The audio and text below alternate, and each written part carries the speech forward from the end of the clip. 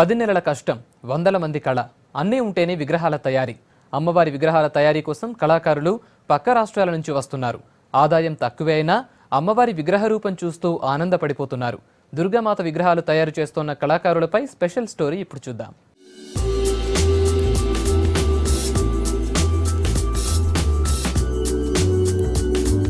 అమ్మను చూస్తే పులకించిపోతాం. భక్తి భావనతో గుండెంతా నిండిపోతుంది. అందుకే ఇంతగా ఉంది వెదర్. మరి అమ్మవారి విగ్రహాలు ఇంత అందంగా ఉన్నాయంటే మనమేదో 4 డబ్బులిచ్చి తెచ్చుకున్నట్లు కాదు.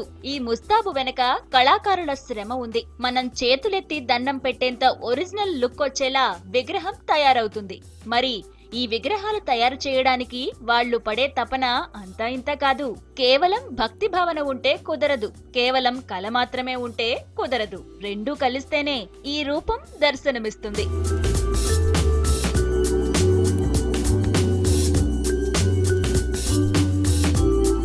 కోల్కతా, మహారాష్ట్ర, కొల్లాపూర్, సోలాపూర్, ముంబై నుంచి ఏటా ఇక్కడికి వస్తున్నారు కళాకారులు. 4 రోజులు ఇక్కడుండి వెళ్లడం కాదు, వాళ్ల సొంతూళ్లోనే 4 రోజులుంటున్నారు. ఇక్కడే 10 నెలలు గడిచిపోతున్నాయి కళాకారులకి. అమ్మవారి విగ్రహాలకి రూపం ఇవ్వడానికి నెలల తరబడి కష్టపడుతున్నారు.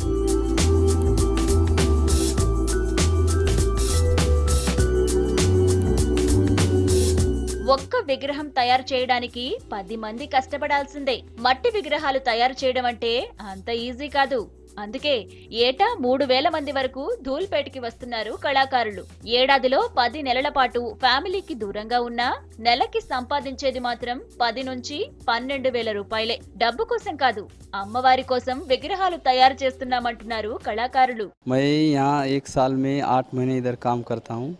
8 में मंथली 1.5 महीना 2 महीना ऐसा गांव तरफ जाके 8 दिन 4 दिन ऐसा रह के फैमिली के साथ मिस करके आते हैं.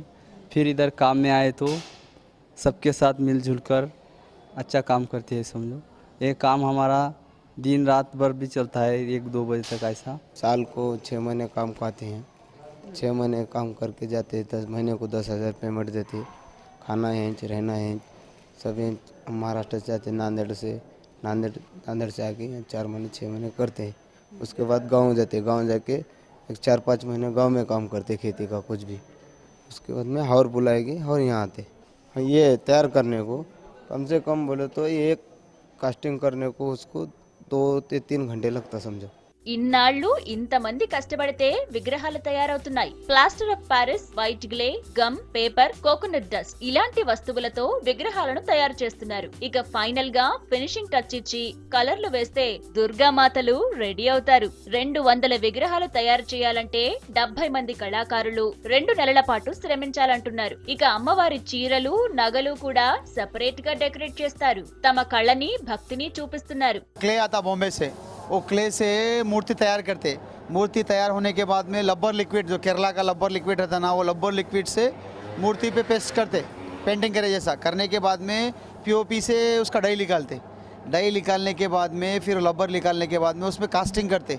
Plaster of Paris, coconut dust और अपना वाइट क्ले, जिसमें गम और पेपर मिक्स करके उसको पेस्ट बनाते. पेस्ट बना के उसको फिनिशिंग करते. अच्छी दिखती, सुंदर दिखती, ऐसा आके बैठ गए सकी दिखती माता, ऐसे पूरा सजाए तो उसमें खूबसूरती आ जाती. अच्छा बोल के इसलिए मेहनत कर रहे इतना.